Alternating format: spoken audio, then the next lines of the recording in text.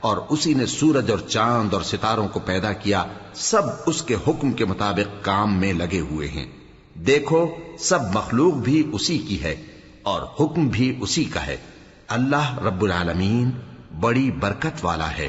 لوگوں اپنے پروردگار سے عاجزی سے اور چپکے دعائیں مانگا کرو، وہ حد سے بڑھنے والوں کو دوست نہیں رکھتا، اور ملک میں اصلاح کے بعد خرابی نہ کرنا، اور اللہ سے خوف رکھتے ہوئے اور امید رکھ کر دعائیں مانگتے رہنا۔ کچھ شک نہیں کہ اللہ کی رحمت نیکی کرنے والوں سے قریب ہے، اور وہی تو ہے جو اپنی رحمت یعنی بارش سے پہلے ہواؤں کو خوشخبری بنا کر بھیجتا ہے، یہاں تک کہ جب وہ بھاری بھاری بادلوں کو اٹھا لاتی ہے تو ہم اس کو ایک مری ہوئی بستی کی طرف ہانک دیتے ہیں، پھر بادل سے بارش برساتے ہیں، پھر بارش سے ہر طرح کے پھل پیدا کرتے ہیں۔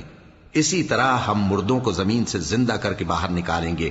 یہ آیات اس لیے بیان کی جاتی ہیں تاکہ تم نصیحت حاصل کرو۔